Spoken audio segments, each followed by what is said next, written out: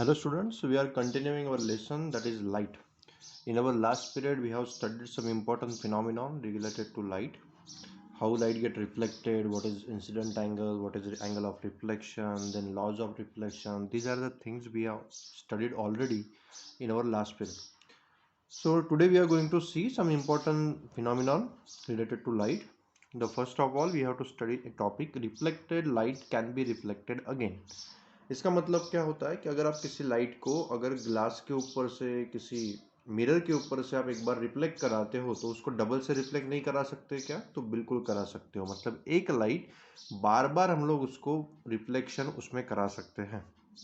उसी तरह का हमारे पास एक इंस्ट्रूमेंट भी है जिस इंस्ट्रूमेंट को बोला जाता है पेरिस्कोप, जिसकी डेफिनेशन देखो यहाँ पे दी है, an optical instrument in which reflected light is reflected again is a periscope. तो इस तरह का कोई इंस्ट्रूमेंट जिसके ऊपर एक बार रिफ्लेक्ट की हुई लाइट को आप डबल से रिफ्लेक्ट करा सकते हो, उस तरह के इंस्ट्रूमेंट को हम लोग पेरिस्कोप ऐसा बोल सकते हैं। अभी इस इंस्ट्रूमेंट का हम लोग यूज कहाँ पे कर सकते हैं? तो पेरिस्कोप जो है ऐसी कोई ऑब्जेक्ट को हमें दिखा सकता है जो ऑब्जेक्ट आपके डायरेक्ट विजन के अंदर अवेलेबल नहीं है, मतलब आपके सामने वो ऑब्जेक्ट खड़ा नहीं है बट ऑब्जेक्ट किसी ओपैक ऑब्जेक्ट के पीछे है, तो आप उसको इस पेरिस्कोप की हेल्प से देख सकते हो। जैसे फॉर एग्जांपल उन्होंने यहाँ पे एक हमें डायग्राम से एक्सप्लेन भी किया हुआ है, तो हम लोग जो है इसके अंदर इसको समझ लेते हैं। तो क्या है, हमारे पास एक दीवार है, दिख रही है आपको वॉल, और ये पेड़ जो है इस वॉल के पीछे है, ठीक है। और ये पर्सन जो है जो उसको देखने वाला है वो पेड़ के काफ़ी दूर है और एक बीच में दीवार है, तो उसके कारण इस पर्सन को वो पेड़ दिखेगा नहीं। बट क्या हुआ, देखो यहाँ पे इन्होंने पेरिस्कोप लगाया हुआ है। ये क्या करेगा, यहाँ पे जो हमारा पेड़ है इसके ऊपर लाइट रेज आई, इसके ऊपर से लाइट रेज रिफ्लेक्ट हुई और वो रिफ्लेक्टेड रेज जो है वो इस मिरर पे आके फॉल करी, जो कि 45 डिग्री के एंगल में लगा हुआ। तो यहाँ से लाइट रेज 45 डिग्री वाले एंगल वाले ये मिरर के ऊपर फॉल हुई और मिरर से उसका रिफ्लेक्शन हुआ, मतलब एक बार रिफ्लेक्शन इसका ऑलरेडी हो चुका है। और वो रिफ्लेक्टेड रेज जो है ये दूसरे मिरर के ऊपर जाके फॉल हुए और वहां से फिर से एक बार रिफ्लेक्ट हुए और ये रिफ्लेक्टेड रेज आपके आइज तक पहुंच रही है। तो इस पर्सन को ये जो यहाँ पे ट्री है वो ट्री दिख जाएगी। समझ में आया आपको? मतलब ये ऑब्जर्वर जिसके डायरेक्ट विजन में ये ट्री नहीं थी फिर भी हमने उसको देख लिया बाय यूजिंग पेरिस्कोप। तो इस तरह का जो वर्क करने वाला इंस्ट्रूमेंट हमारे पास में होता है उसी इंस्ट्रूमेंट को हम लोग पेरिस्कोप इस नाम से जानते हैं, ठीक है। और periscope works on the reflection of light from two plane mirrors arrange parallel to one another. पर उसके लिए क्या होना चाहिए, ये दोनों मिरर एक दूसरे के साथ पैरेलल होने चाहिए। जैसे आप देख रहे हो यहाँ पे 45 डिग्री का एंगल हमने यूज किया है, तो अल्टरनेट एंगल इनके सेम हो गए, मतलब ये दोनों मिरर एक दूसरे के साथ पैरेलल है, ऐसा हम लोग बोल सकते हैं, है ना। आई होप आपको ये टॉपिक समझ में आ चुका है। कुछ इंपॉर्टेंट यूजेस मैं आपको पेरिस्कोप के समझा देता हूँ। तो कुछ इंपॉर्टेंट यूजेस हमें यहाँ पे दिए हुए। A periscope is use to see over the heads of crowd, मतलब आप फुटबॉल मैच में से क्राउड के ऊपर जो कुछ भी चीज़ें हैं उनको देखने के लिए हम लोग इसका यूज़ कर सकते हैं, ठीक है। क्राउड के हेड के ऊपर ये पेरिस्कोप लगा करके अगर मैं रख दिया है तो हम लोग सब कुछ उसमें देख सकते हैं। उसके बाद periscope is use by soldier, जो समझ लो जैसे बंकर के अंदर कुछ सोल्जर छुपे हुए हैं और ऊपर क्या चल रहा है उनको नहीं दिख रहा है, तो बाहर मुंह निकाल के तो नहीं देख सकते ना, तो काफ़ी खतरा हो सकता है उस केस में। तो उस केस में वो लोग क्या करते हैं, पेरिस्कोप का यूज़ करके पेरिस्कोप जो है बाहर जो कुछ भी चीज़ें चल रही है वो डायरेक्टली उनको दिखा सकता है, जैसे हमने इसके पहले वाले एग्जाम्पल में देखा था। अब periscope is use by navy officer, इसके अलावा सबमरीन के अंदर जो नेवी ऑफिसर्स वगैरह हैं या फिर शिप के अंदर जो है उनको अगर बाहर का कुछ देखना है तो बाहर निकल के देखना कभी कभी पॉसिबल नहीं हो पाता है, तो उस केस में पेरिस्कोप का यूज़ करके वो लोग उसको देख सकते हैं। आया आपको समझ में? तो इस तरह से हम लोग पेरिस्कोप का यूज़ कर सकते हैं। काफ़ी इसके अलावा भी काफ़ी जगह पे इसका यूज़ होता है, हेयर कट के समय वगैरह भी ड्रेसर शॉप में इसका यूज़ किया जाता है। इसके बाद एक टॉपिक दिया हुआ मल्टीपल इमेजेस, तो इसको हमने स्किप कर दिया, उसको छोड़ दो। उसके बाद एक टॉपिक दिया है कैलिडोस्कोप, उसको भी छोड़ दो, वो भी उतना कोई इंपॉर्टेंट नहीं है एग्जाम पॉइंट ऑफ व्यू, तो उसको भी हमने छोड़ दिया है। उसके बाद जो हमारा इंपॉर्टेंट टॉपिक है वो है सनलाइट, व्हाइट और कलर्ड। जो सनलाइट होती है वो क्या व्हाइट लाइट है या फिर वो कलर्ड लाइट है, इसके एक टॉपिक को हमें यहाँ पे समझना है। तो इंपॉर्टेंट बात आपको ध्यान देना है, the white sunlight actually consist of 7 colours. मतलब जो लाइट हमारे सन से आती है वो लाइट व्हाइट लाइट ही है, बट वो व्हाइट लाइट 7 कलर का कॉम्बिनेशन होता है। मतलब उसके अंदर 7 कलर्स से वो लाइट बनी हुई है। अभी हमें ये कैसे पता चलेगा, तो हमें उसके लिए प्रिज्म की जरूरत पड़ेगी। प्रिज्म मतलब क्या है, ये देखो यहाँ पे हमें एक प्रिज्म दिख रहा है। तो ये जो प्रिज्म होता है, इसमें से अगर इस सनलाइट को हम लोग पास कराए तो फिर वो क्या होगा, अपने 7 अलग अलग कलर में स्प्लिट अप हो जाता है। क्यों स्प्लिट अप होता है, तो इसमें इंपॉर्टेंट बात यह है कि व्हाइट लाइट के अंदर सारे कलर मिक्स है, बट ये जो सभी कलर्स है वो सभी कलर की वेवलेंथ अलग अलग होती है, ठीक है। और वेवलेंथ अलग अलग होने के कारण उसके अंदर जो रिफ्रैक्शन ऑफ लाइट होती है वो अलग होती है। रिफ्रैक्शन ऑफ लाइट का मतलब क्या है, लाइट अगर ट्रैवल करते समय अपनी पाथ को चेंज कर दे तो हम लोग उसको रिफ्रैक्शन ऑफ लाइट बोलते हैं। जैसे ये लाइट इस पाथ से आ रही थी, ऐसे सेम ट्रैवल ना करते हुए उसने क्या किया, अपनी पाथ को चेंज कर दिया जब वो इस प्रिज्म से ट्रैवल कर रही है। तो जब भी जिस भी केस में लाइट को अपनी पाथ को चेंज करना पड़ता है, और वो कब करता है इस तरह से, जब उसको मीडियम चेंज करना पड़ता है। मतलब पहले वो एयर से जा रहा था, अभी वो कहाँ से जा रहा है, ग्लास में से जा रहा है, प्रिज्म में से जा रहा है। तो ऐसी कंडीशन में लाइट अपनी पाथ को चेंज करती है। बट इस केस में अगर हमने व्हाइट लाइट को वहां से भेजा तो व्हाइट लाइट जो है उसके अंदर 7 कलर होता है, बट सभी के अंदर रिफ्रैक्शन मतलब ये जो बेंडिंग ऑफ लाइट है वो सेम नहीं होता है। कुछ कुछ केस में बेंडिंग ज़्यादा होगी तो कुछ केस में बेंडिंग कम होगी। तो उसी के कारण हमें ये सातों के सातों कलर अलग अलग बेंड होते हुए देखने को मिलते हैं, और उसके कारण आप इन सातों कलर को फिर यहाँ से बाहर निकलते हुए देख पाओगे। तो यहाँ से हमें ये चीज़ समझ में आ रही है कि white light is a combination of 7 colour, and those 7 colour which we can get by using prism. Prism का यूज करके हम लोग उन 7 कलर को ले सकते हैं। इसी फिनोमिनन के ऊपर हमारा रेनबो भी काम करता है। जो रेनबो हम लोग देखते हैं ना, वो भी इसी तरह से होता है। लाइट जो है स्प्लिट अप हो जाती है 7 कलर में, और लाइट का 7 कलर में स्प्लिट अप होना मतलब ही क्या होता है, डिस्पर्जन ऑफ सनलाइट। क्या बोल सकते हैं हम लोग इसको, डिस्पर्जन ऑफ सनलाइट। यहाँ पे डेफिनेशन भी दी है, the splitting up of white light into 7 colours on passing through a transparent medium like glass prism is called dispersion of light. तो जब भी लाइट एक ट्रांसपेरेंट मीडियम से ग्लास जैसे मीडियम से ट्रांसफर होता है, इधर से उधर ट्रैवल करता है, तो उस केस में वो अपने एक कलर को 7 कलर में डिस्पर्स कर देता है, मतलब तोड़ देता है, स्प्लिट अप कर देता है। और इसी फिनोमिनन को हमने नाम दिया हुआ है डिस्पर्जन ऑफ लाइट, ठीक है। आई होप आपको समझ में आ चुका है कौन से कलर होते हैं। तो violet, indigo, blue, green, yellow, orange and red. सबसे कम बेंड कौन सा होता है, रेड। सबसे ज्यादा बेंड कौन सा होता है, वॉयलेट, ठीक है। तो आई होप ये टॉपिक समझ में आ चुका है। नेक्स्ट टॉपिक की तरफ बढ़ते हैं। इसके बाद हमें एक काफ़ी इंपॉर्टेंट टॉपिक समझना है, जो कि है ह्यूमन आई। आपके एग्जाम पॉइंट ऑफ व्यू भी काफ़ी इंपॉर्टेंट है। तो यहाँ पे मैं आपको बताना चाहता हूँ कि ह्यूमन आई के अंदर कौन से इंपॉर्टेंट पार्ट्स है, उसके कौन से चीज़ें हैं जो हमें हेल्प करते हैं किसी भी ऑब्जेक्ट को देखने के लिए। तो important parts of the human आई यहाँ पे दिए हुए हमें, cornea, iris, प्यूपिल, ciliary muscles, eye lens, retina and optic nerve. ये हमारे लिए काफ़ी इंपॉर्टेंट पार्ट्स है, काफ़ी छोटे छोटे पार्ट्स है, डेलिकेट पार्ट है, बट काफ़ी ज़्यादा वर्क करते हैं हमारे लिए। तो हमारे आई का कंस्ट्रक्शन यहाँ पे आपको दिख रहा है। एक आई की डायग्राम यहाँ पे बनी हुई है, जिसमें आप देख पा रहे होंगे सबसे बाहर जो लेयर है उस लेयर को हमने नेम दिया हुआ है cornea.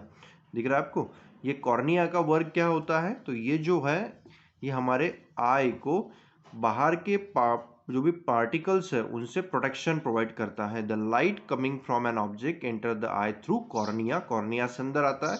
The main function of cornea is to protect the eye, but it also helps in focusing some light. तो इसका मेन वर्क है डस्ट पार्टिकल या फिर जो भी फॉरेन पार्टिकल्स होते हैं उनसे हमारे आई को प्रोटेक्ट करना। मतलब डायरेक्टली कोई पार्टिकल हमारे आई के अंदर एंटर नहीं हो सकता है, ये उसको वहां पे रोक लेता है।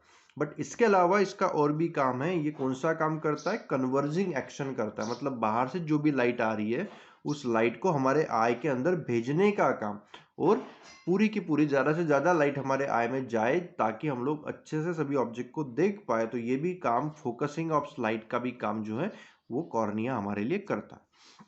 उसके बाद देखो, iris is the coloured part of the eye. आपने देखा होगा हर एक पर्सन के आई का कलर अलग होता है। किसी की आई थोड़ी ब्लूइश कलर की होती है, किसी की ब्राउन होती है, किसी की ब्लैक होती है ना। काफ़ी अलग अलग कलर के आईज हमें देखने को मिलते हैं। तो हम लोग बोलते हैं कि ऐश्वर्या राय के जो आईज है वो ब्लू कलर के हैं।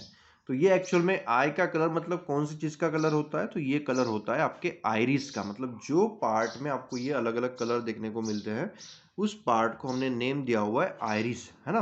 तो आइरिस जो है has a hole at its centre which is called pupil, और उस आइरिस के भी अंदर आपको एक छोटा सा होल दिखता है ना।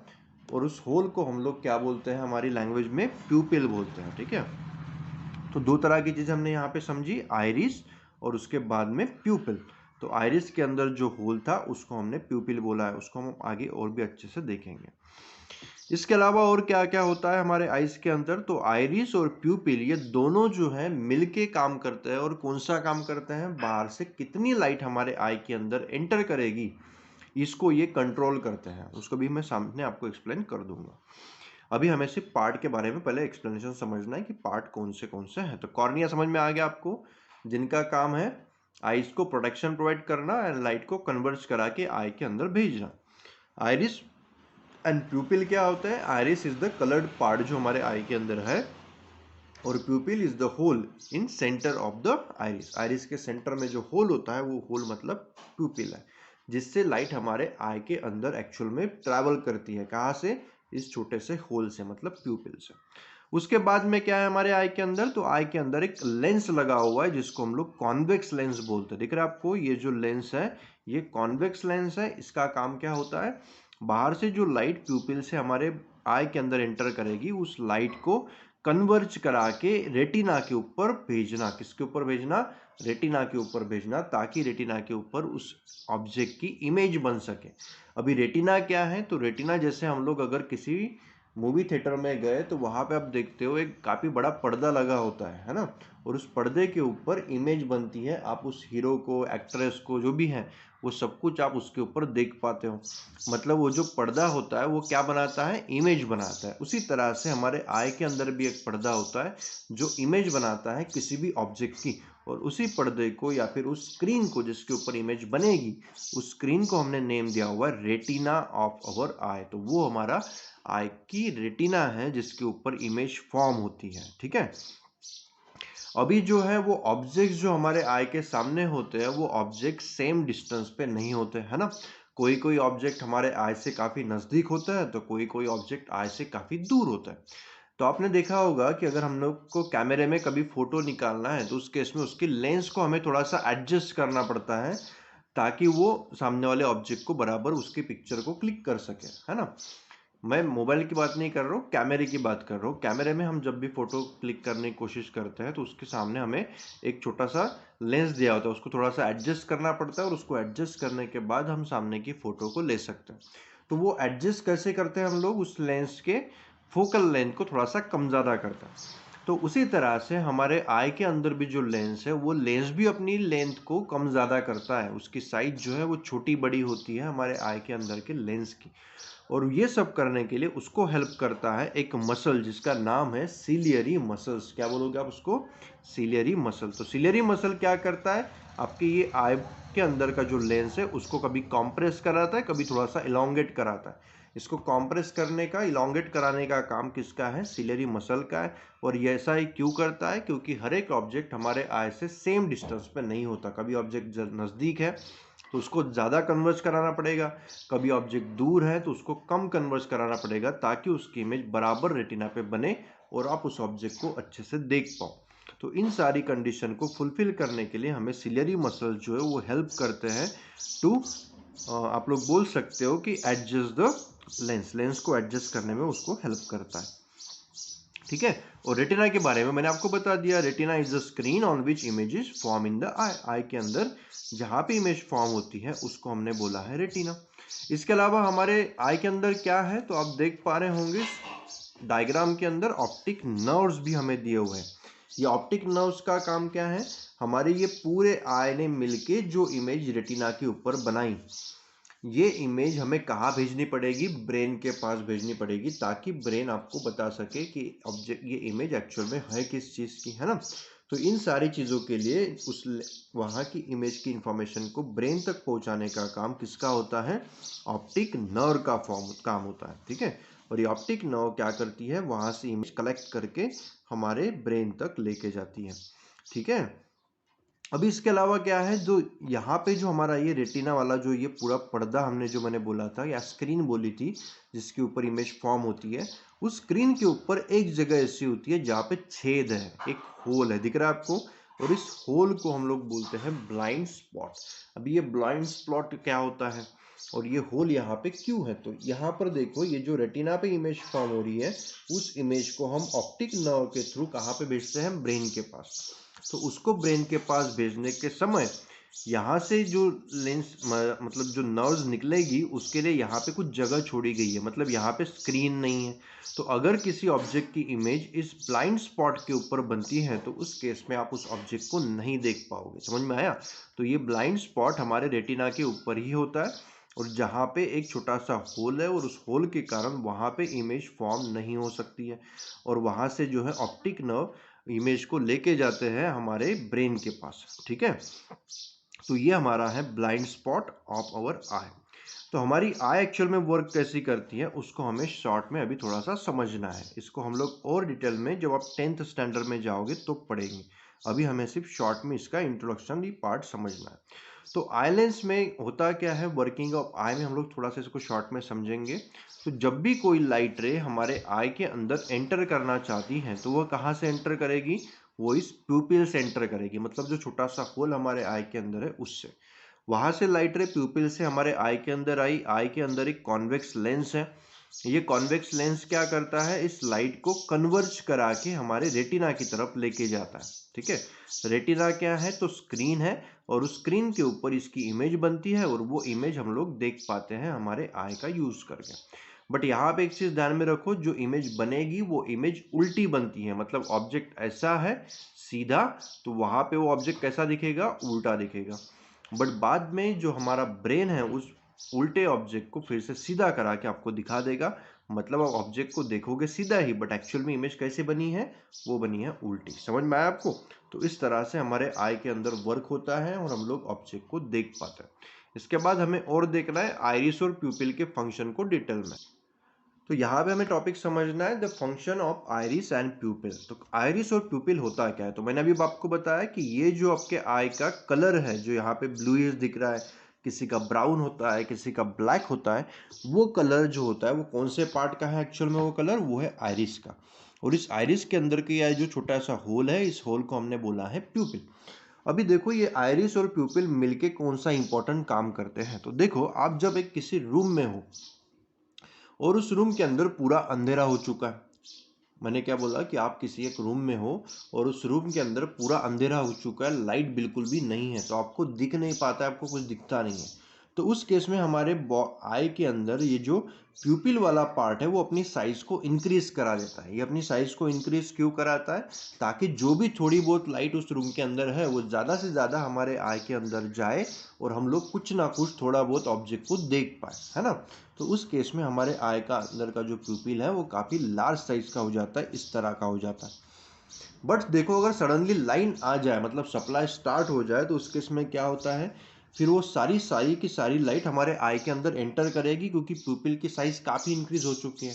तो उस केस में आपके आईज थोड़े चमकते हैं, मतलब थोड़ी देर के लिए आपको कुछ भी दिखाई नहीं देता। आपने देखा होगा ये भी, मतलब बहुत ज़्यादा लाइट आपको ऐसा लगता है कि बहुत सारी लाइट आपके आई के अंदर चली गई है, फिर आप आईज को बंद करते हो, आईज दर्द भी करती है या फिर आपको कुछ देर के लिए कुछ दिखाई नहीं देता।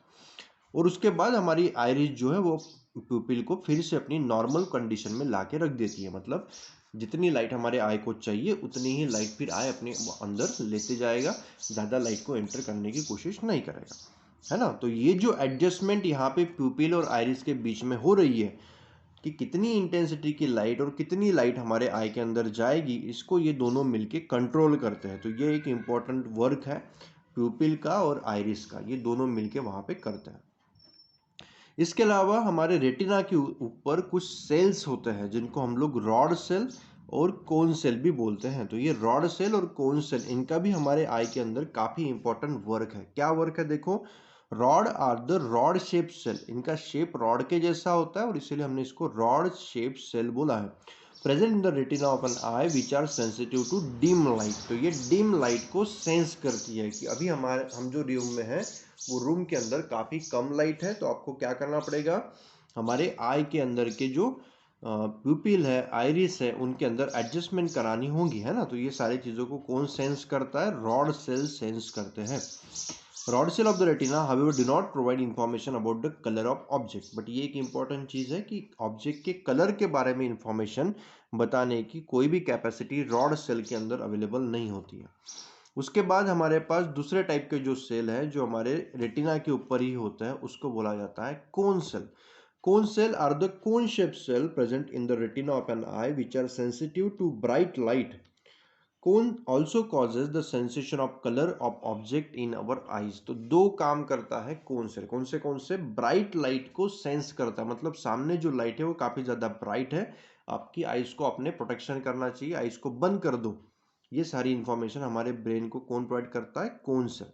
और इसके अलावा जो हम लोग अलग अलग कलर देख पाते हैं, black, brown, blue, green, yellow, जो भी हम लोग कलर देखते हैं वो सारे कलर हमें कौन सेंस करा के देता है? Cone cell. आपने देखा होगा कुछ लोगों के अंदर कलर ब्लाइंडनेस होता है, मतलब उनको कलर पहचानने में दिक्कत होती है। सामने वाले पर्सन ने ब्लू पैंट पहनी है, उसको लगता है कि ये तो ब्लैक पैंट पहन के आया हुआ है। आया समझ में? तो ये जो हम लोग कलर को कुछ लोग जो सेंस नहीं कर पाते, देख नहीं पाते, उसके अंदर क्या प्रॉब्लम है? उसकी आइज खराब हो चुकी है क्या? तो नहीं, उसकी आइज खराब नहीं हुई है, बट उनके आइज के अंदर के जो कोन सेल है वो डैमेज हो चुके हैं और उसके कारण उस पर्सन को उन कलर को सेंस करने में प्रॉब्लम जा रहा है ना। तो इस केस में हमें क्या करना है? उसके ऊपर तो कोई इलाज नहीं होता है कोन सेल के ऊपर, तो इसलिए हमें क्या करना है? हमारी आइज को पहले से ही केयरफुली आपको यूज करना है। काफी ज्यादा ब्राइट लाइट वगैरह आपको नहीं देखनी है, ज्यादा टीवी देखना या फिर ज्यादा मोबाइल यूज करना, इन सारी चीजों से हमारे आइज के अंदर ये कोन सेल जो है वो डैमेज होते हैं, रॉड सेल जो है वो डैमेज होता है। तो हमको इन सारी चीजों से थोड़ा सा बचना है। ब्लाइंड स्पॉट क्या होता है वो मैं आपको ऑलरेडी एक्सप्लेन कर चुका हूँ कि जहाँ पे नर्व सेल हमारे आइज के होते हैं उस जगह पे थोड़ा सा होल होता है जहाँ पे रेटिना की स्क्रीन अवेलेबल नहीं होती है, और उस केस में अगर किसी के आई के अंदर इमेज फॉर्म होती है तो उस जगह पे उसको कुछ भी दिखाई नहीं देगा, और इसीलिए उस प्लेस को हमने ब्लाइंड स्पॉट के नाम से जाना है। स्टूडेंट्स, इसके बाद जो हमें इंपॉर्टेंट टॉपिक समझना है वो है persistence of vision. Persistence of vision का मतलब क्या होता है? आपने किसी ऑब्जेक्ट को देख लिया तो वो ऑब्जेक्ट की इमेज हमारे रेटिना के ऊपर कुछ टाइम के लिए बनी होती है, और वो टाइम कितना है? 1/16 ऑफ अ सेकंड। मतलब एक सेकंड को अगर हम 16 पार्ट्स में डिवाइड करें तो उसमें से एक पार्ट के टाइम तक हमने जो ऑब्जेक्ट को देखा उसकी इमेज हमारे रेटिना के ऊपर छप जाती है। मतलब उसका क्या हुआ कि अगर उसके बाद मतलब 1/16 टाइम ऑफ सेकंड के पहले पहले अगर कोई दूसरा ऑब्जेक्ट आपके आई के सामने आ भी जाए तो आप उस ऑब्जेक्ट को देख नहीं पाओगे। आपको सिर्फ वही ऑब्जेक्ट दिखेगा जो आपने 1/16 टाइम ऑफ सेकंड के पहले देखा हुआ था। समझ में आया? मतलब किसी भी ऑब्जेक्ट की इमेज हमारे रेटिना के ऊपर 1/16 टाइम ऑफ सेकंड के लिए बनी होती है, और इसी को हमने नेम दिया हुआ है परसिस्टेंस ऑफ विजन। मतलब उतने समय के लिए वो इमेज वैसे ही परसिस्टेंस रहेगी हमारे आई के ऊपर। मतलब अगर उसके हमारे आई के सामने से कोई ऑब्जेक्ट इतनी तेजी से चला गया कि जिसका टाइम पीरियड जो है 1/16 ऑफ सेकंड से भी कम है, तो उस केस में उस ऑब्जेक्ट को आप देख ही नहीं पाओगे, आपको वो ऑब्जेक्ट दिखेगा नहीं। समझ में आया? तो ये भी एक इंपॉर्टेंट टॉपिक था, परसिस्टेंस ऑफ विजन। नेक्स्ट हमें देखना है range of vision of a normal human I. Range of vision of normal human आई क्या होती है? मतलब आप कितनी दूर का ऑब्जेक्ट या कितनी पास का ऑब्जेक्ट देख सकते हो, उसको समझना है हमें इस टॉपिक के अंदर। तो आप देखो, आपके पास जो बुक रखा हुआ, अभी एक्सपेरिमेंट आप घर पे करके देख सकते हो। बुक को अपने हाथ में पकड़ो और पढ़ना शुरू करो। उसके बाद क्या करो, उस बुक को अपने आय के नजदीक नजदीक लाते जाओ और उसको पढ़ने की कोशिश करो। कुछ समय तक आपको दिखेगा, बट आप एक लिमिट के बाहर जब बुक को बहुत ज्यादा नजदीक लेके आओगे हमारे आय के, तो उस केस में आपको कुछ भी दिखाई नहीं देगा, या फिर आपकी आई जो है वो दर्द करना शुरू करेगी। वो आपको कहेंगे कि ये बुक को हटाओ मेरे सामने से। ऐसा क्यों हुआ? क्योंकि एक रेंज के बाद, मतलब जब आप डिस्टेंस को बहुत ज्यादा कम करते हो तो उससे भी कम करने के बाद को आप ऑब्जेक्ट को देख नहीं पाते हो। मतलब वो उसका क्या हुआ? Near point of the eye. उसको आप क्या बोल सकते हो? Near point of the eye. मतलब the nearest point up to which the eye can see an object clearly without any strain. मतलब आई के ऊपर किसी तरह का स्ट्रेन ना आते हुए जितने डिस्टेंस तक आप ऑब्जेक्ट को देख पाते हो उसी को बोला जाता है नियर पॉइंट ऑफ द आई। और इसकी वैल्यू हमारे आई के लिए कितनी होती है 25 सेंटीमीटर। मतलब 25 सेंटीमीटर के नज़दीक अगर आप ऑब्जेक्ट को लेके आओगे तो वहाँ पे हमारी आई को दर्द होना शुरू हो जाएगा और आप ऑब्जेक्ट को देख नहीं पाओगे उतने क्लियरली जितना क्लियरली आप पहले देख पा रहे थे। उसके बाद आप कितनी दूर का ऑब्जेक्ट देख सकते हो, तो रात के समय तारे गिने होंगे आपने, है ना। मतलब हम लोग तारों को देख सकते हैं जो तो हमारे आई से काफी डिस्टेंस पे है, इनफाइनाइट डिस्टेंस पे है। मतलब नजदीकी ऑब्जेक्ट देखने की तो लिमिट है 25 सेंटीमीटर, बट दूर वाले ऑब्जेक्ट को देखने की कोई लिमिट नहीं है हमारी आई की। इन्फिनिटी लिमिट तक हम लोग ऑब्जेक्ट को देख सकते हैं। मतलब फार पॉइंट ऑफ जो ऑब्जेक्ट हमारा, फार पॉइंट ऑफ द आई जो है वो क्या है हमारा इन्फिनिटी। मतलब इन्फिनिटी के ऑब्जेक्ट को भी हम लोग हमारे आई का यूज करके देख सकते हैं। तो देखो यहाँ पे एक स्टेटमेंट दिया हुआ है, normal eye can see the distant object as well as nearby object by focusing the image of distant object as well as nearby object on its retina by changing the thickness of its lens. तो ये concept मैं आपको already explain कर चुका हूँ। जब भी हमारी आई किसी ऑब्जेक्ट को देखना चाहती है तो उस ऑब्जेक्ट को देखते समय अगर वो ऑब्जेक्ट हमारे आई के नजदीक है तो आपको क्या करना पड़ेगा, आपके आई के अंदर के लेंस को छोटा करना पड़ेगा, उसको थोड़ा सा कॉम्प्रेस कराना होगा। ऐसा करने से क्या होता है हमारे आई की पावर बढ़ती है और हम लोग नजदीक वाले ऑब्जेक्ट को भी क्लियरली देख पाते हैं। और जब आपको दूर का देखना है तो उस केस में हमारी लेंस को हमें इलोंगेट करना होता है, मतलब थोड़ा सा रिलैक्स करना होता है। तो उसके लिए भी हमारी सिलेरी मसल्स उसको हेल्प करते हैं रिलैक्स करने में, जिससे हमारे आई की पावर कम होती है और हम लोग दूर के ऑब्जेक्ट को भी इजीली देख पाते हैं। समझ में आया आपको।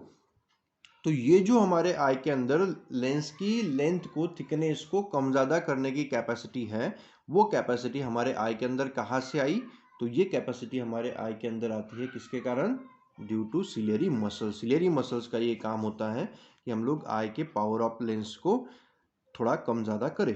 पावर ऑफ लेंस ज़्यादा कब करनी होती है, जब नज़दीक का ऑब्जेक्ट देखना है। पावर ऑफ लेंस को कम कब करना होता है, जब आपको दूर का ऑब्जेक्ट देखना है। ठीक है, समझ में आ गया होगा आपको। इसके अलावा हमें देखना है कि हमारे आई के अंदर कौन से प्रॉब्लम्स आ सकते हैं, मतलब डिफेक्ट्स ऑफ आई।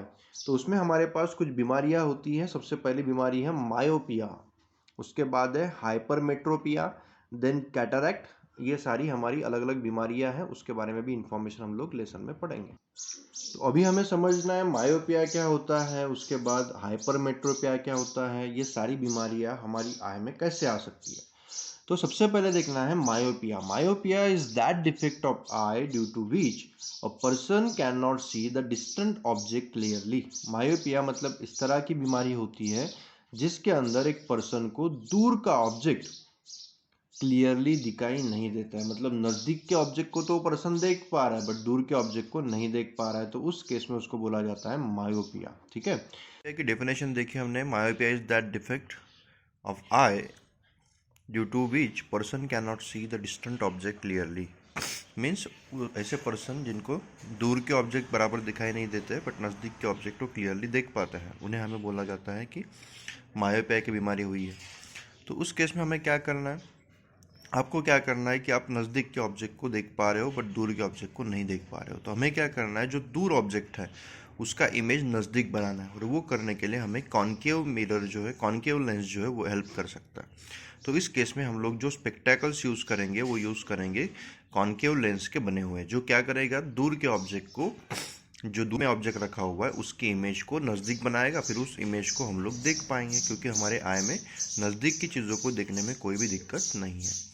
तो ये बीमारी होती किस कारण है, तो मायोपिया होने के दो रीज़न हो सकते हैं। सबसे पहला रीज़न है कि आपके आई का कन्वर्जिंग पावर जो है वो कम हो चुका है।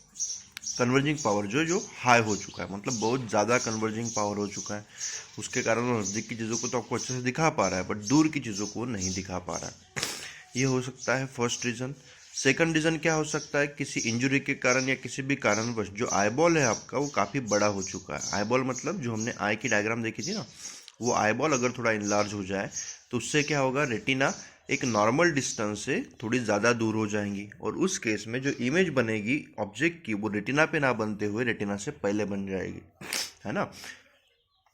उस केस में जो ऑब्जेक्ट है वो रेटिना जो है वो आपकी, due to which person can not see it clearly, और उसके कारण वो पर्सन जो है उसको देख नहीं पाएगा, क्योंकि रेटिना के पहले इमेज बन जाएगी। तो रेटिना पे इमेज बनेगी तो क्लियर इमेज बनेगी, बट रेटिना के पहले अगर इमेज बन जाए, मतलब स्क्रीन के पहले इमेज बन जाए तो वो उतनी अच्छे से नहीं दिख पाओगे आप, उसको धुंधली इमेज आपको दिखेगी और उसके कारण ही आप फिर उस ऑब्जेक्ट को नहीं देख पाओगे। ठीक है। उसके बाद जो बीमारी हो सकती है वो होती है हाइपरमेट्रोपिया। कौन सी बीमारी होती है? हाइपरमेट्रोपिया। तो हाइपरमेट्रोपिया क्या होता है? हाइपरमेट्रोपिया मतलब इस तरह की बीमारी जिस केस में पर्सन को नजदीक के ऑब्जेक्ट को देखने में दिक्कत हो, मतलब दूर के ऑब्जेक्ट को तो क्लियरली देख पा रहा है बट जब वो घर उसके पास के ऑब्जेक्ट को देखना चाहता है तो उस केस में उसको दिक्कत हो रही है। ठीक है। तो हाइपरमेट्रोपिया में क्या प्रॉब्लम है? Is that defect of eye due to which a person can not see the nearby object. तो मायोपिया में वो दूर के ऑब्जेक्ट को नहीं देख पा रहा था और हाइपरमेट्रोपिया में वो नजदीक के ऑब्जेक्ट को नहीं देख पाता। तो मायोपिया में जब वो दूर के ऑब्जेक्ट को नहीं देख पा रहा था तो उसको क्या करना पड़ा? कॉन्केव लेंस को यूज करना पड़ा, जिससे क्या होता है, दूर वाला ऑब्जेक्ट आई के नजदीक आ जाता है। आई के नजदीक आता है मतलब उसकी एक इमेज जो है वो आई के नजदीक बनती है, जो कॉन्केव लेंस बनाता है, और उसके बाद आप उस ऑब्जेक्ट को देख पाते हो। तो ये काम था हमारे मायोपिया में, करेक्शन हमने इस तरह से किया था। अभी हाइपरमेट्रोपिया में क्या होता है, उसको नजदीक का नहीं दिख रहा है, मतलब पावर ऑफ लेंस जो है वो क्या हो चुकी है, जो आपको ज्यादा चाहिए नजदीक के ऑब्जेक्ट को देखने के लिए वो नहीं हो पा रही है। तो उस केस में हमें क्या करना पड़ेगा? उसको कॉम्प्रेस, हमारा जो लेंस है वो हो नहीं पा रहा है। फर्स्ट केस में जब आपको दूर का नहीं दिख रहा था, उस केस में क्या चाहिए था कि आपका लेंस इलोंगेट हो जाए, मतलब साइज में बड़ा हो जाए, क्योंकि अगर लेंस बड़ा होगा तो उस केस में आप दूर के ऑब्जेक्ट को देख पाओगे, और अगर कॉम्प्रेस होगा तो आप नजदीक के ऑब्जेक्ट को देख पाओगे। बट वैसा अगर हमारे आई में नहीं हो रहा है तो उस केस में प्रॉब्लम आता है ये हाइपरमेट्रोपिया के। तो उस केस में हम लोग कन्वर्जिंग लेंस मतलब कॉन्वेक्स लेंस का यूज करके इस प्रॉब्लम को रेक्टिफाई कर सकते हैं। इसके अलावा जो बीमारी हमारे आई के अंदर हो सकती है वो है कैटरैक्ट। कैटरैक्ट की बीमारी आपको पता है कि जिसके अंदर आप कोई पर्सन जो है वो दूर का भी ऑब्जेक्ट ठीक से नहीं देख पाता है और नजदीक का ऑब्जेक्ट भी ठीक से नहीं देख पाता है, पूरा क्लाउडी क्लाउडी दिखता है उसको, मतलब सफेद सफेद सारी चीजें दिखाई देती है। ऐसा क्यों होता है? तो उसका जो आई है वो, मतलब ज्यादातर जो एजेड लोग होते हैं, मतलब जिनकी एज बहुत ज्यादा हो चुकी है, उनके केस में हमें इस तरह की बीमारी देखने को मिलती है। तो उसमें क्या करना है, कैटरैक्ट सर्जरी होती है, एक ऑपरेशन होता है और उस ऑपरेशन को करके हम लोग इस बीमारी को दूर कर सकते हैं। ठीक है, आया आपको समझ में? तो इस तरह से हमें 3 बीमारियां हमने यहाँ पे समझी। सबसे पहला मायोपिया, जिसके अंदर आदमी को नज़दीक का दिखता है, दूर का नहीं दिखाई देता, उसको रेक्टिफाई करने के लिए हमें कॉन्केव लेंस लगाना होता है। दूसरी बीमारी है हाइपरमेट्रोपिया, जिसके केस में पर्सन को दूर का तो दिखाई देता है बट नज़दीक का दिखाई नहीं देता, जिसके लिए आपको पावर ऑफ लेंस को बढ़ाना है, मतलब कन्वर्जिंग लेंस आपको और भी ज़्यादा मतलब कॉम्प्रेस करने की ज़रूरत है। और वो करने के लिए या फिर आप लोग वहाँ पे जो लेंस लगाओगे वो लेंस कौन सा होगा? वो होगा आपका कॉन्वेक्स लेंस, जो कि आपको जो नज़दीक की चीज़ों को देखने में हेल्प करेगा। और उसके बाद कैटरैक्ट वाला प्रॉब्लम होता है, जिसके अंदर सारी चीज़ें धुंधली दिखती है, तो उस केस में आप कैटरैक्ट सर्जरी करा के उस प्रॉब्लम से अपने आप को, अपने आई को दुरुस्त कर सकते हो। ठीक है, तो आई होप आपको ये सभी टॉपिक समझ में आ चुके हैं। इसके अलावा कुछ इंपॉर्टेंट टॉपिक भी है जो भी मैं आपको एक्सप्लेन कर देता हूँ। तो उसके बाद एक टॉपिक है important, care of the eyes. हम लोग हमारी आई की केयर कैसे करना है, हमारे आई को कैसे ठीक रखना है। तो सबसे पहले wash your eyes at least twice a day. तो दिन में कम से कम 2 बार आपको ठंडे पानी से, एकदम क्लीन वाटर से अपने आईज को क्लीन करना है। उसके अलावा और क्या कर सकते हो? टू लिटल लाइट और too much light is bad for eyes. बहुत कम लाइट में नहीं देखना है और बहुत ज़्यादा लाइट में भी नहीं देखना है। तो अपनी आइज को एक sufficient amount of light provide करो। किसी भी चीज़ को पढ़ते समय आपको डीम लाइट में बिल्कुल भी नहीं बैठना है, जिससे हमारे आइज के ऊपर काफ़ी प्रेशर आता है और ब्रेन के ऊपर भी प्रेशर आता है। We should never look directly at the sun and other powerful lights. अगर कोई बहुत ज़्यादा पावर वाले लाइट्स है तो उसके तरफ हमें बहुत ज़्यादा टाइम तक देखना नहीं है, या फिर जब हो सके तो उसके तरफ देखना ही नहीं है। इन सारी चीज़ों को हमें अवॉइड करनी है। Always read by keeping the book eight normal distance. हमने अभी समझा था एक्सपेरिमेंट करके कि आइस के बहुत ज़्यादा नज़दीक बुक रख के पढ़ना बिल्कुल भी अच्छी आदत नहीं है। तो बुक को एकदम नज़दीक भी नहीं रखना है हमारे आइस के, और बहुत ज़्यादा दूर भी नहीं रखना है। एक सफिशेंट डिस्टेंस पे ऑब्जेक्ट को रखो, बुक को रखो, और उसके बाद ही उसको पढ़ो, ताकि आप अच्छे से उसको पढ़ पाओ और आइस के ऊपर कोई प्रॉब्लम भी ना आए। Raise your eyes from time to time while reading, writing, watching television. आपकी आइज से आप किसी चीज़ को देख रहे हो, जैसे किताब पढ़ रहे हो, आप किसी मूवी को देख रहे हो, तो एकदम लगातार उसके अंदर घुस गए तो ऐसा नहीं जमेगा। कुछ समय के लिए आपको अपनी आइज़ को थोड़ा सा रिलैक्स भी करना है, मतलब पढ़ते पढ़ते थोड़ा इधर उधर देखो, जिससे हमारी आइज़ को एक रिलैक्सेशन मिलता है, तो ये आप कर सकते हो। Protect your eyes from injuries and foreign bodies, मतलब कोई भी बाहर का ऑब्जेक्ट आपके आइज के अंदर ना जाए, इस चीज़ की भी हमें केयर करनी है, जैसे कि डस्ट पार्टिकल हो सकते हैं या फिर और भी कोई चीज़ है।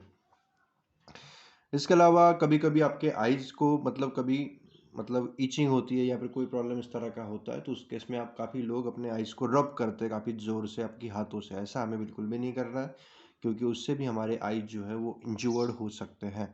If you find difficulty in reading a book or writing on the blackboard, or you have to squeeze your eyes to see clearly, get your eyes check। मतलब अगर कभी आप ब्लैक बोर्ड की चीज़ों को देख नहीं पा रहे हो, बुक को अच्छे से पढ़ नहीं पा रहे हो, आइज़ के ऊपर काफ़ी प्रेशर आ रहा है, तो ऐसी केस में आपको डॉक्टर से जाके दिखाना चाहिए, और डॉक्टर से एक सफिशेंट नंबर का एक चश्मा आप वहाँ से लगा के ले सकते हो, स्पेक्टेकल्स ले सकते हो।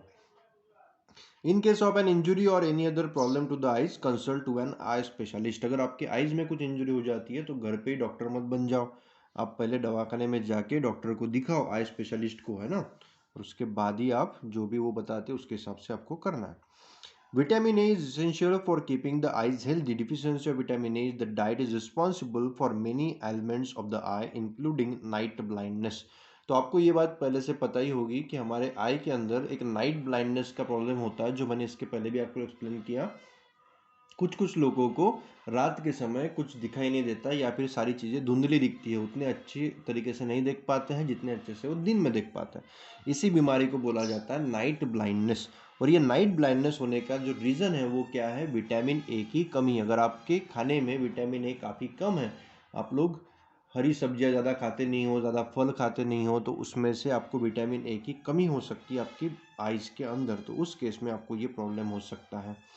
The inability of eyes to see properly in dim light is called night blindness. Night नाइट ब्लाइंडनेस का मतलब सिर्फ रात के समय ना दिखे ऐसा नहीं होता है। अगर कहीं डिम लाइट दिन के समय भी किसी रूम के अंदर है, तो वहां पे भी आप ऑब्जेक्ट को सही से नहीं देख पाओगे। तो आई होप आपको नाइट ब्लाइंडनेस वाला कंसेप्ट समझ में आ चुका है। तो क्या करना है, विटामिन ए काफ़ी अच्छी क्वांटिटी में हमारी बॉडी को मिलना चाहिए। उसके लिए आप कैरेट्स खा सकते हो, फिश लिवर ऑयल खा सकते हो, ग्रीन वेजिटेबल्स खा सकते हो, कैबेज खा सकते हो, एग्स खा सकते हो, मिल्क, बटर, कर्ड, चीज़, फ्रूट्स, ये सारी चीज़ें हम लोग खा सकते हैं। फ्रूट्स में कौन सी पपई खानी, कौन सा फ्रूट खाना चाहिए?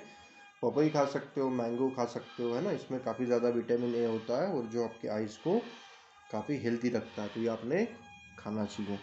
आइज़ ऑफ अदर एनिमल्स, अगर आप बाकी एनिमल्स के बारे में बात करो तो काफ़ी अलग अलग एनिमल्स के आइज़ अलग अलग तरीके के होते हैं।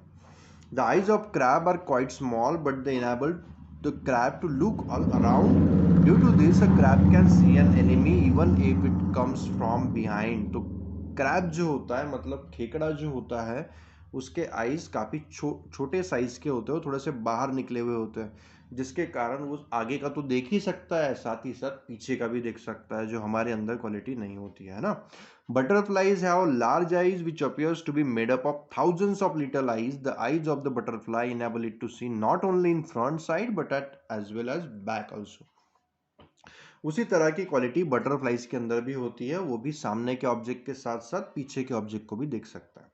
और नाइट बर्ड दैट इज ऊल, ये आपको पता ही है कि ऊल जो होता है उसको नाइट के समय दिखाई देता है, बट दिन के समय उसको दिखाई नहीं देता है। तो उसके पीछे का रीजन क्या होता है? तो उसके जो आईज है, owl has big eyes having large cornea, उसका कॉर्निया काफ़ी बड़ा होता है, और साथ ही साथ उसके अंदर का प्यूपिल भी काफ़ी बड़ा होता है। और हमने समझा था कि प्यूपिल अगर बड़ा रहा तो उससे क्या होता है, लाइट बहुत ज़्यादा आई के अंदर एंटर हो जाएगी, और उसके कारण फिर वो दिन के समय उसको देख ही नहीं पाएगा, है ना। तो owl eyes have large number of rods in the retina and only a few cones. तो उसके कारण वो डीम लाइट को तो अच्छे से सेंस कर सकता है, बट क्यों कोन शेल काफ़ी कम होने के कारण वो ब्राइट लाइट को उतने अच्छे से सेंस नहीं कर पाता। The daylight birds such as kite, eagle can see very well during the day. इनको दिन में अच्छा दिखाई देता है, पर रात के समय उनको उतना अच्छे से दिखाई नहीं देता है। The eyes of the daylight birds are small and have more comes in retina. तो इसके प्रॉब्लम, उसका रीज़न क्या है? क्योंकि उनकी आइज़ काफ़ी छोटी होती है, उसके कारण उनको दिन में अच्छा दिखाई देता है, बट रात में उनको उतना अच्छे से दिखाई नहीं देता। Visually challenge person can read and right. तो आपको पता ही है कि अगर कोई लोग कुछ ऐसे लोग हैं जिनको आइज में कुछ दिक्कत है, वो देख नहीं पाते हैं अपनी आइज से, तो उनको हम लोग विजुअली चैलेंज पर्सन बोल सकते हैं। तो उनके लिए एक लैंग्वेज हमने बनाई हुई है। Braille is a written language for the visually challenge person in which characters that is letters और number are represented by patterns of raise dots. मतलब अपने हाथों से ऐसे उस बुक को टच करके उसके ऊपर कुछ ऐसे छोटे छोटे डॉट्स होंगे, उन डॉट्स को पढ़ के वो लोग सामने क्या लिखा हुआ है उसको समझ पाते हैं। तो उनके लिए यूज की जाने वाली ये लैंग्वेज है जिसको ब्रेली लैंग्वेज बोला जाता है। There are many visually challenge person in the world who have great achievements to their credit. तो ऐसा कुछ नहीं कि आप अगर विजुअली चैलेंज हो तो उसका मतलब आप अपनी लाइफ में कुछ नहीं कर पाओगे, ऐसा कुछ नहीं है। काफ़ी सारे लोग हैं जिन्होंने विजुअली चैलेंज होने के बावजूद भी काफ़ी सारे अच्छे अच्छे अचीवमेंट्स उनके लाइफ के अंदर किए हुए हैं। ठीक है ना। तो ये सारी चीज़ें आपको पता होनी चाहिए। तो आई होप आपको ये लेसन जो है समझ में आ चुका है। मैंने इसके पहले वाले वीडियो के अंदर आपको जो जो क्वेश्चंस आपके बुक के अंदर लिखने हैं और exam point of view important है वो सारे बता दिए हैं। उनको आप अच्छे से अपने बुक में लिखो और अच्छे से लर्न करो। Thank you. कुछ अगर क्वेश्चन इसमें अंदर अभी भी आपको डाउट्स है इस पूरे लेसन में, तो आप मुझे कमेंट बॉक्स में लिख के भी बता सकते हो या फिर व्हाट्सएप पे मैसेज कर सकते हो। मैं उसके ऊपर एक अलग से वीडियो बना दूंगा या फिर जो भी हो सके उस तरह से आपको उस पर एक्सप्लेनेशन प्रोवाइड कर दूंगा। Thank you.